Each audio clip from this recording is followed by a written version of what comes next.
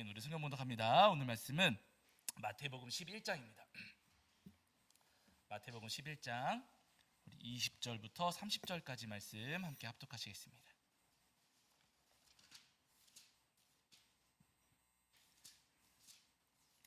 마태복음 11장 20절부터 30절까지입니다.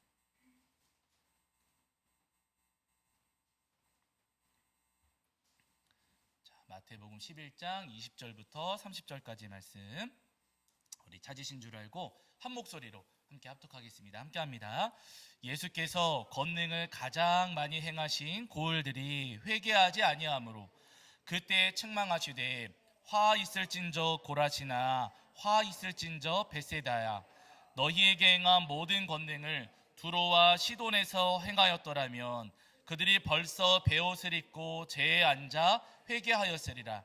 내가 너희에게 이르노니 심판날에 두로와 시돈이 너희보다 견디기 쉬우리라. 가버나움아, 내가 하늘에까지 높아지겠느냐? 음부에까지 낮아지리라. 네게 행한 모든 권능을 소돔에서 행하였더라면 그 성이 오늘까지 있었으리라. 내가 너희에게 이르노니 심판날에 소돔 땅이 너보다 견디기 쉬우리라 하시니라.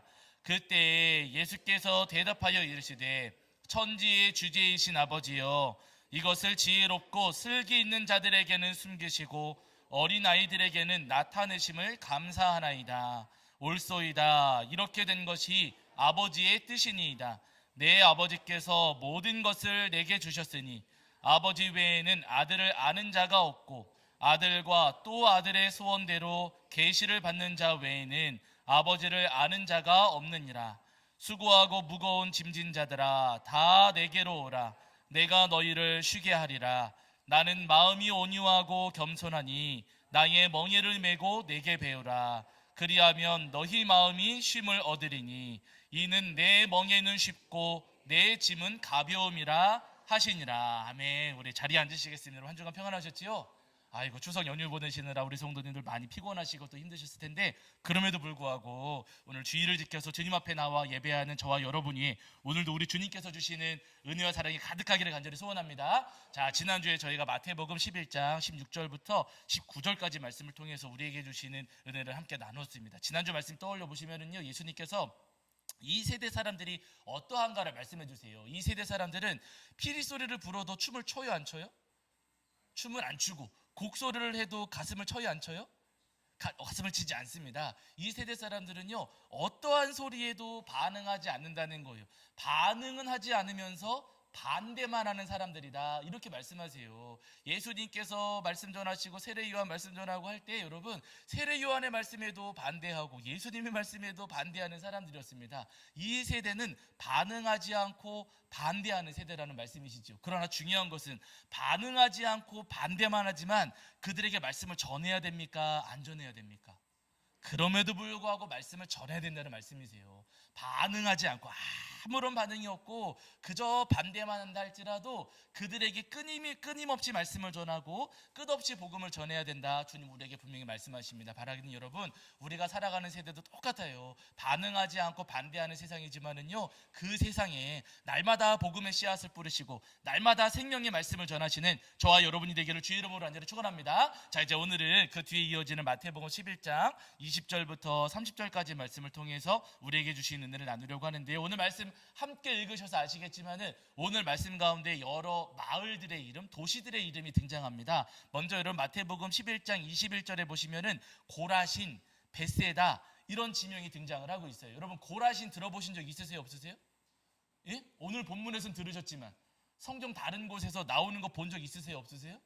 사실은 별로 이거 안 나오는 지명이에요. 여러분, 고라신은 등장하지 않은 지명입니다. 그런데 오늘 이 벳세다와 함께 고라신이 함께 언급되고 있어요. 이 고라신은 벳세다라고 하는 마을과 굉장히 가까웠습니다. 지리적으로 보면은요 3km 정도 떨어져 있는 곳이다, 이렇게 말씀하고 있거든요. 이 벳세다라고 하는 곳과 굉장히 가까운 곳인데, 벳세다는 우리가 잘 아는 동네예요. 갈릴리 호수 북동쪽에 위치해 있는 마을인데, 이곳은 굉장히 비옥한 평야지대였습니다. 비옥한 평야지대니까 농사가 잘 될까요, 안 될까요?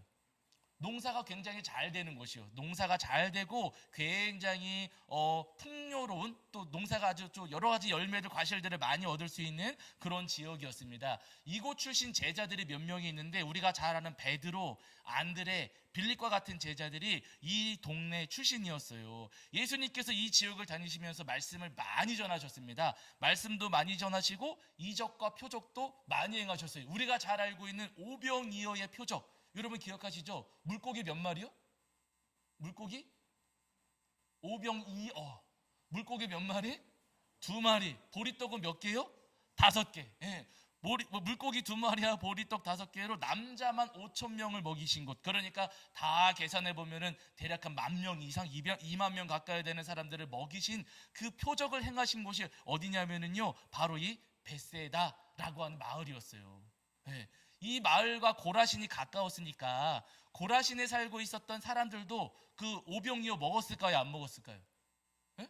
먹었겠지요. 그 동네 그 근처 사람들이 다 와가지고 여러분 그날 예수님께서 베풀어 주시는 오병이어를 받아 먹고 예수님께서 들려주시는 말씀도 많이 들었으리라 여겨집니다. 그러니까 여러분이 고라신과 베세다라고 하는 동네는 어떤 동네냐면요, 예수님께로부터 말씀도 많이 들었고 은혜도 많이 경험한 동네라는 말씀이에요. 그뿐만 아니라 오늘 그 아래 보시면은 가버나움도 나오거든요. 가버나움.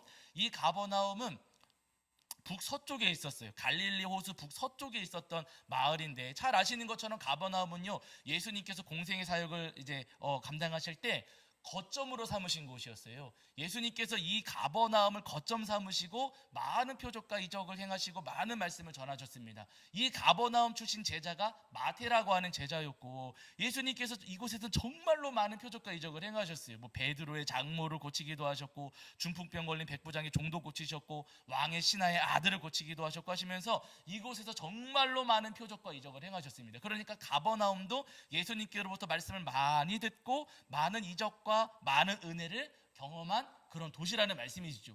지금 벳세다, 고라신, 가버나움이 다 마찬가지. 근데 여러분 중요한 것은 뭐냐면요, 이렇게 예수님께서 말씀 많이 전하시고 예수님의 표적과 이적을 많이 경험한 이 마을들을 향해서 오늘 우리 예수님께서 뭐라고 말씀하시는, 여기 좀 찾아보실게요. 자, 11장 21절입니다. 그렇게 말씀을 많이 듣고 표적과 이적도 많이 경험한 그런 마을인데, 자, 그 마을들을 향해서 뭐라고 말씀하시는가? 자, 보세요. 20절 21절 보실게요. 20절 21절 읽겠습니다. 함께 합니다. 시작. 예수께서 권능을 가장 많이 행하신 고을들이 회개하지 아니하므로 그때에 책망하시되, 화 있을진저 고라시나 화 있을진저 벳세다야, 너희에게 행한 모든 권능을 두로와 시돈에서 행하였더라면 그들이 벌써 베옷을 입고 재에 앉아 회개하였으리라 하면 이렇게 말씀하세요. 말씀도 많이 듣고 이적과 은혜도 많이 경험한 동네였는데 그 동네를 향해서 칭찬하십니까? 책망하십니까? 책망하고 계세요. 엄청나게 예수님께서 책망하고 계십니다. 아니, 예수님께서 말씀 많이 전하신 동네시고 또 그들은 말씀 많이 듣고 이적과 은혜도 많이 경험한 마을인데 왜 그들을 책망하시는가? 다른 것 아니고 뭘 하지 않았어요? 뭘 안 했어요? 회개를 하지 않았습니다.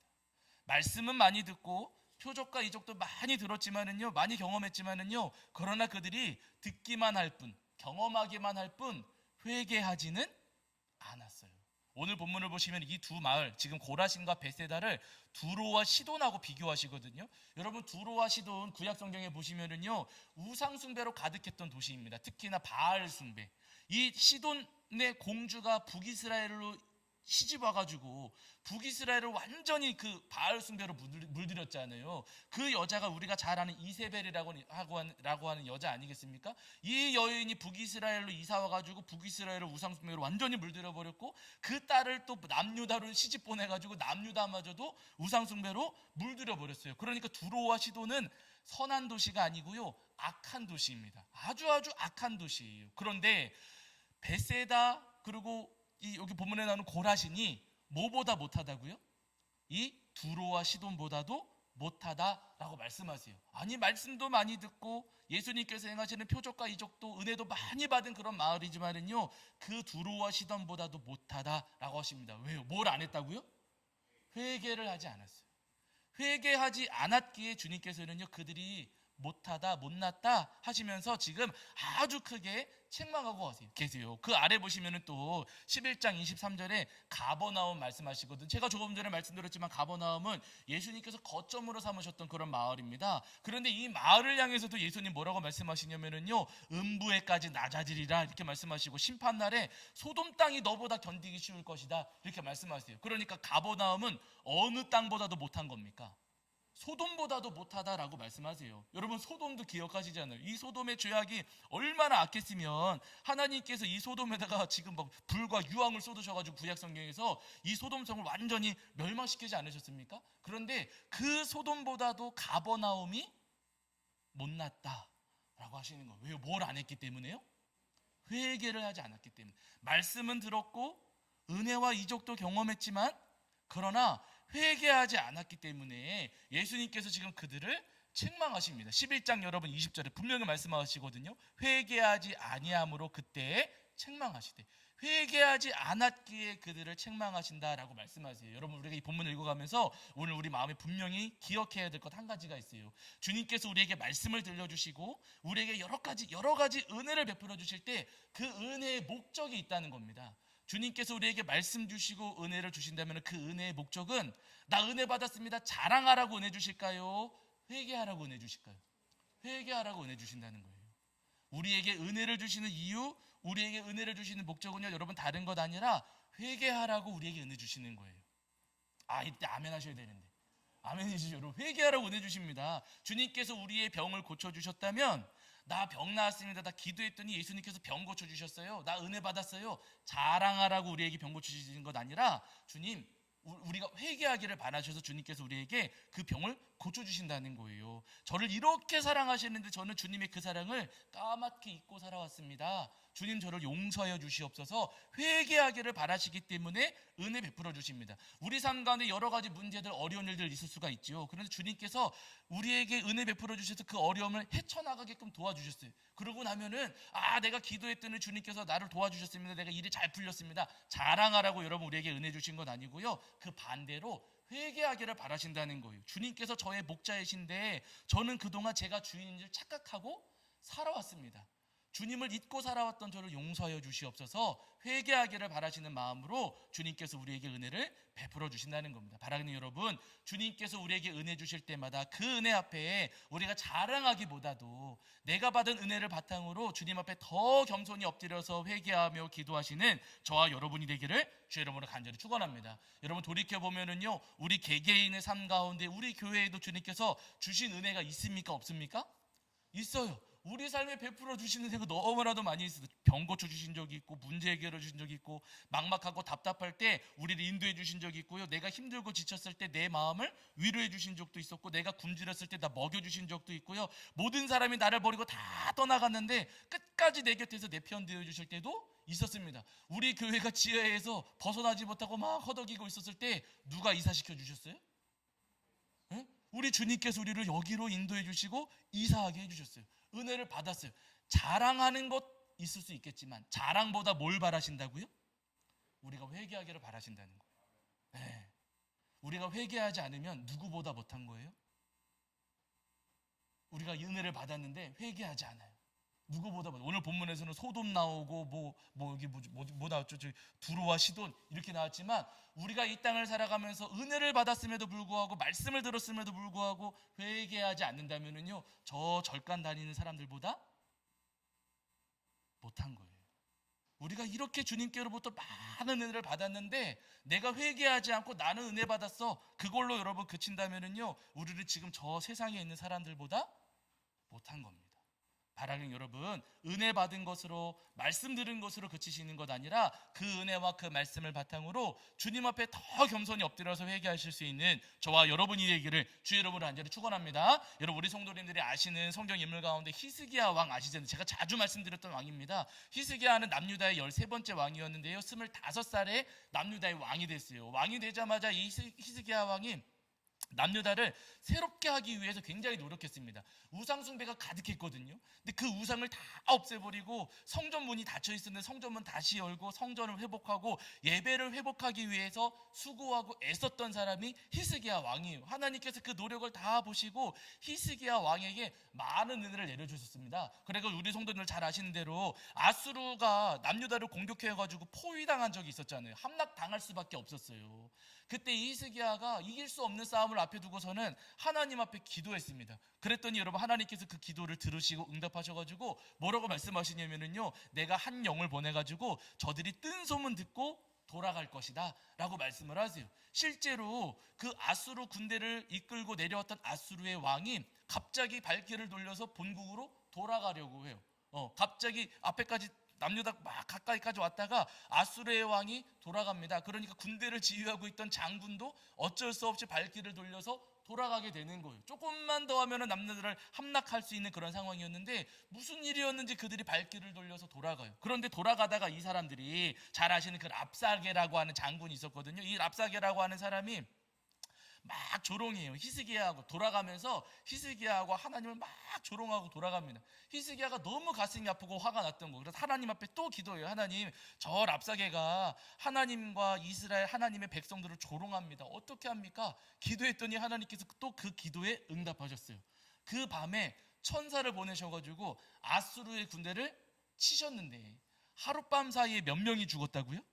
18만 5천 명이 죽었습니다. 하나님께서 하룻밤 사이에 그 천사를 보내셔, 남유다는 칼도 휘두르지 않았어요. 천사를 보내셔가지고 그 18만 5천 명이나 되는 엄청난 아수르의 군대를 단번에 치시고 죽이셨어요. 엄청난 일이 일어난 겁니다. 히스기야는 당할 수밖에 없었고 어려움에 처할 수밖에 없었고 이길 수 없는 싸움이었는데 하나님의 은혜로 말미암아 그 전쟁과 그 싸움에서 승리했습니다. 엄청난 일이지요. 그 이후에 히스기야가 잘 아시는 대로 죽을 병에 걸린 적이 있었어요. 이제 며칠 못 사니까 죽음을 준비하십시오. 이사야 선지자가 전했습니다. 그랬더니 히스기야가 벽을 바라보고서 간절히 기도, 하나님 살려달라고. 그랬더니 하나님 살려주세요? 안 살려주세요? 또 살려주셨어요. 하나님께서 그 기도를 들으시고 무려 15년이나 생명을 연장시켜 주셨습니다. 어마어마한 은혜지요. 이 히스기야는요, 하나님의 은혜로 말미암아 아수르의 군대도 이겼고 생명도 연장받는 큰 은혜를 입었습니다. 그러면 뭐 해야 된다고요? 은혜를 받았으면, 표적과 이적과 은혜를 받았으면 뭐 해야 된다고요? 회개해야 되잖아요. 근데 여러분 히스기야가 회개했을까요? 안 했을까요? 그 뒤에 회개를 안 했어요. 히스기야가 이렇게 아수르 이기고 그 다음에 병 고침도 받고 하면서 엄청난 일이 일어나니까 저 멀리 있었던 바벨론 사람들이 소문을 듣고서는 찾아온 거예요. 아니 어떻게 아수르를 이기고 어떻게 불치병을 고쳤습니까? 그 비결 좀 알려주십시오 하면서 바벨론 사람들이 히스기야를 찾아왔습니다. 그때 히스기야가 그들이 왔을 때 뭐라고 하냐면 어떻게 하냐면요, 왕궁 창고를 열어서 보여주고 성전 창고도 열어서 보여주는 것. 여러분 창고 왜 보여줄까요? 자랑이죠. 우리도 여러분 그러지 않습니까? 여기 뭐 좋은 거 매달고 있으면 보여줘요, 안 보여줘요? 뭐 여기 뭐 좋은 거 매달려 있으면 아우 더워 막 이러면서 괜히 이렇게 땀 닦고 아우 더워 그러고 막 뭐 반지 좋은 거 끼고 있으면 괜히 막 이렇게 막 찻잔도 이렇게 어렵게 들고 여러분 그러잖아요. 여러분 커피 먹고 괜히 이렇게 들고 먹고 사진 찍을 때 좋은 차 사면은 이렇게 컵 놓고서는 차키 살짝 보이게 이렇게 해놓고서 사진 커피 한 잔 뭐 이렇게 하고 여러분 자랑하잖아요. 히스기야가 여러분 왜 그렇게 합니까? 자기 자랑하는 거예요. 하나님께서 나를 고쳐줄 수 있으면 나는 못나고 부족한 사람인데 우리 하나님께서 하셨습니다. 이렇게 회개하면서 고백하는 게 아니라 창고 열어서 보여줬어요. 자랑하느라. 그랬더니 여러분 하나님께서 그 히스기야에게 뭐라고 말씀하십니까? 이사야 여러분 나중에 찾아보세요. 이사야 여기 그냥 찾아보실까요 오늘? 자 이사야 39장입니다. 이사야 39장. 구약성경 이사야 39장.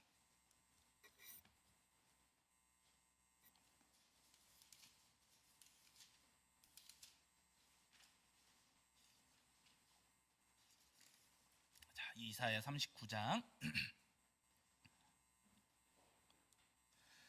자 39장 5절부터 8절까지인데요. 5절 6절만 보실게요. 5절 6절 7절까지 보실게요. 5절 6절 7절. 이사야 39장 5절부터 7절입니다. 제가 가진 성경에서는 구약성경 1013페이지에 있습니다. 1013페이지. 39장 5절부터 7절까지. 자, 5절부터 7절 읽겠습니다. 시작. 이사야가 히스기야에게 이르되 왕은 만군의 여호와의 말씀을 들으소서. 보라, 날이 이르리니 내 집에 있는 모든 소유와 내 조상들이 오늘까지 쌓아둔 것이 모두 바벨론으로 옮긴 바 되고 남을 것이 없으리라. 여호와의 말이니라. 또 내게서 태어날 자손 중에서 몇이 사로잡혀 바벨론 왕궁의 환관이 되리라 하셨나이다 하니. 아멘. 이렇게 말씀하셨어요. 여러분, 이게 축복입니까? 심판인가? 징계입니까? 심판과 징계예요. 히스기야가 회개하지 않았어요. 하나님께서는 회개하지 않는 그 히스기야에게 왕궁에 있는 그 모든 재산 다 바벨론에 빼앗길 것이다. 너의 자손들 가운데에는 환관이 되어서 바벨론에서 종살이 환관이 되는 사람이 있을 것이다. 이렇게 말씀하셔요. 그 얘기는 뭐냐면은요, 나라가 멸망할 것이고 성전도 무너질 것이다 하시는 말씀이세요. 여러분, 회개하지 않는 것은요 무서운 죄입니다. 하나님께서 은혜를 주셨는데도 내가 그 은혜 앞에서 회개하지 않고 오히려 나는 잘났어, 나는 이렇게 훌륭해 라고 하면서 나를 자랑한다면은요, 여러분, 하나님께서 그 자랑을 기뻐하지 않으세요. 하나님께서는요 오히려 우리가 더 겸손히 엎드려서 회개하기를 바라십니다. 내가 말씀을 많이 들었다면은요, 나 설교 많이 들은 사람이야, 나 아주 훌륭한 사람이야, 자랑하기를 바라시는 것 아니고요, 말씀을 많이 들었으니 들은 만큼 어떻게 해도 더 엎드려서 회개하기를 바라세요. 내가 교회를 오래 다녔어요. 그럼 나 오래 다녔으니까 나 훌륭한 사람이야, 자랑하는 것 아니고요, 오히려 주님께서는요, 오래 다녔으니 오래 다닌 만큼 더 깊이 회개하기를 바라십니다. 이거 아멘 하셔야 되는데. 아멘이시죠. 내가 하나님께로부터 받은 은혜가 있어요. 병도 고쳐주셨고 하나님께서 문제도 해결해 주셨고 정말로 하나님께서 많은 은혜를 베풀어 주셨어요. 그러면은 나는 이것도 해결해 주셨고 저것도 해결해 주셨고 이것도 해결해 주셨고 나는 하나님한테 많이 사랑받았어, 자랑할 것 아니고 오히려 여러분 더 겸손히 엎드려서 회개하기를 바라신다는 거예요. 바라기는 여러분, 은혜 받은 만큼 말씀을 묵상하시고 예배를 많이 드리신 만큼 더 겸손히 엎드려서 주 앞에 회개하시는 저와 여러분이 되기를 주 여러분으로 간절히 축원합니다. 예수님께서 말씀하신 바리새인의 기도, 세리의 기도 여러분 기억하시나요? 바리새인이 성전에 가서 기도했어요. 근데 이 바리새인의 기도 여러분 가만히 보시면은 누가복음에 나오거든요. 여기도 뭐 시간이 많지 않지만 여기도 찾아보시게요. 누가복음 18장. 누가복음 18장. 자, 누가복음 18장.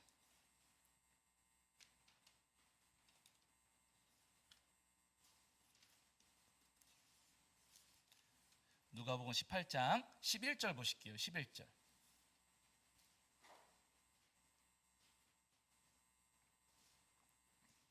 누가복음 18장 11절입니다. 누가복음 18장 11절. 신약성경 126페이지입니다. 신약성경 126페이지에 누가복음 18장 11절. 자, 우리 찾으신 줄 알고 함께 읽겠습니다. 함께 합니다. 시작. 바리새인은 서서 따로 기도하여 이르되 하나님이여, 나는 다른 사람들 곧 토색, 불의, 간음을 하는 자들과 같지 아니하고 이 세리와도 같지 아니함을 감사하나이다 하면 이랬어요. 이 바리새인이 기도하기는 해요. 그런데 마지막에 보니까 감사하나이다 했으니까 무슨 기도예요? 기도 가운데에도 감사하나이다 했잖아요. 네? 형식은 그냥 글자대로 보신다면 그냥 감사 기도예요. 기도하기는 했는데 예수님께 하나님께 감사 기도했거든요. 그런데 여러분, 내용을 보면 감사해요, 아니에요? 내용을 보면 감사가 아니에요. 거기 내용 여러분 가만히 보시면은요, 하나님, 저 토색하는 사람들, 불의한 사람들, 간음하는 사람들과 같지 않게 해주셔서 감사합니다 하긴 했지만 이 내용을 가만히 보면 무슨 얘기예요? 비난하고 정죄하는 거 아닙니까? 기도 가운데. 그쵸? 감사합니다 끝에 붙이기는 했지만 지금 저 죄인들 같지 않게 해주셔서 감사합니다 하면서 저 세상의 죄인들을 향해서 지금 이 바리새인은요 정죄하고 있는 거예요. 나는 의롭잖아요, 예수님. 나는 의롭잖아요, 하나님 하면서 자기는 드러내고 자랑하면서 다른 사람은 비난하고 정죄하는 기도를 하나님 앞에 올리고 있는 겁니다. 여러분, 이 마음을 하나님께서 아실까요, 모르실까요? 교묘하게 포장해서 감사인 것처럼 하지만은 정죄하고 비난하는 것을 하나님이 아셔요, 모르셔요? 아셔요. 사람은 속일지 몰라도 여러분, 하나님은 속일 수가 없습니다. 걱정해서 하는 말인 것 같긴 하지만 흉보는 말 아셔요, 모르셔요? 아셔요. 여러분 다 아십니다. 이거 뭐 우리 사람은 속일지 몰라도 우리 하나님 옆에서는 절대로 속일 수가 없어요. 여러분 이 바리새인은요 감사 기도인 것처럼 하지만은 자기를 자랑하고 남은 비난하는 기도를 했어요. 반대로 세리는 어떻게 기도하냐면은요 아무 소리도 제대로 하지 못하면서 여러분 회개하면서 기도합니다. 어디 보시면 13절 보세요. 13절. 18장 13절 조금 아래 내려가셔서 자 13절 보세요. 자 읽겠습니다. 함께합니다. 시작. 세리는 멀리 서서 감히 눈을 들어 하늘을 쳐다보지도 못하고 다만 가슴을 치며 이르되 하나님이여 불쌍히 여기소서 나는 죄인으로소이다 하였느니라. 아멘. 이러세요. 여러분 세리는요 나는 죄인입니다. 하나님 저는 죄인입니다 라고 하면서 회개하면서 기도. 여러분 세리 입장에서도 세리가 돈 많이 벌었을까요? 못 벌었을까요? 이 당시 잘 벌었어요. 이 세리가 여러분 세금을 넘치도록 걷어가지고 이 세리들이 돈을 잘 벌기는 했어요. 그러면 여러분 이 바리새인하고 똑같이 기도한다면 하나님 제가 이렇게 뭐 부족한 거 못난 거 많이 있지만 그래도 이렇게 떵떵거리면서 잘 살 수 있게 해주셔서 감사합니다 할 수도 있는 것 아니겠습니까? 그런데 여러분 이 세리는요 돈 벌게 해주셔서 감사합니다 이렇게 기도하는 것 아니라 주님 저는 죄인입니다. 주님 저는 죄인입니다 라고 하면서 회개하면서 기도했어요. 예수님께서 두 사람의 기도 가운데 누구의 기도가 의롭다고 하십니까? 세리의 기도가 의롭다. 자랑하고 정죄하는 기도가 아니라 자신의 죄를 인정하면서 회개하는 기도가 더 의롭다라고 주님께서 분명히 말씀하세요. 우리 성도님들이 베드로 아시잖아요. 예수님께서 공생의 사역을 시작하시면서 어느 날에 그 갈릴리 호수에 가셨다가 사람들이 많이 몰려드니까 배에 타고 말씀을 전하신 적이 있으셨어요. 배에 타셔가지고 조금 그 육지에 있는 사람들은 거리를 두신 상태에서 말씀을 전하시는데 그때 예수님께서 올라타신 배가 누구의 배였어요? 베드로 배였어요. 베드로 배. 베드로가 그물질하고 있는 배에 예수님께서 올라타셔가지고 거기서 말씀을 전하셨습니다. 말씀을 다 전하신 다음에 예수님께서 베드로에게 말씀하세요. 베드로야 너 저기 깊은 데 가서 그물 좀 던져라 라고 예수님 말씀하십니다. 그랬더니 베드로가 말씀드려요. 예수님 제가 밤새도록 오늘 고기 잡아봤어요. 열심히 그물을 던졌는데 한 마리도 잡지를 못했거든요. 그런데 예수님 말씀하시니까 한 번 더 저기 깊은 데 가서 던져보겠습니다 하고서는 베드로가 깊은 데 가가지고 그물을 딱 던졌습니다. 던졌더니 어떻게 돼요? 놀랍게도 어마어마한 물고기가 잡혔어요. 어마어마한 거 너무 많이 잡혀가지고 그물을 끌어올릴 수 없을 정도, 그물이 막 찢어질 정도로. 그래가지고 이 베드로가 자기 혼자 이 그물을 끌어올리지 못하니까 다른 친구들 옆에 있는 배들 불러다가 친구들의 도움을 받아서 이 그물을 끌어올렸습니다. 밤새도록 허탕쳤는데 예수님 말씀 듣고서 그물을 던졌더니 고기를 어마어마하게 많이 잡았습니다. 그럼 뭐 하실 거예요? 우리 같으면 저 같으면 일단 사진 찍고 찰칵 찍어가지고 올려놓고 여러분 자랑할 준비하지 않겠습니까? 그런데 베드로는 뭐 했냐면요 예수님께서 고기를 딱 그렇게 잡게 뭐라 그래요? 베드로가 주님 저를 떠나달라 저는 죄인입니다. 베드로가 그래서 여러분 말씀 여기도 보시기 누가복음 5장 8절입니다. 누가복음 5장 8절. 자, 누가복음 5장 8절입니다. 5장 8절. 조금 앞으로 넘어가셔서 5장 8절입니다.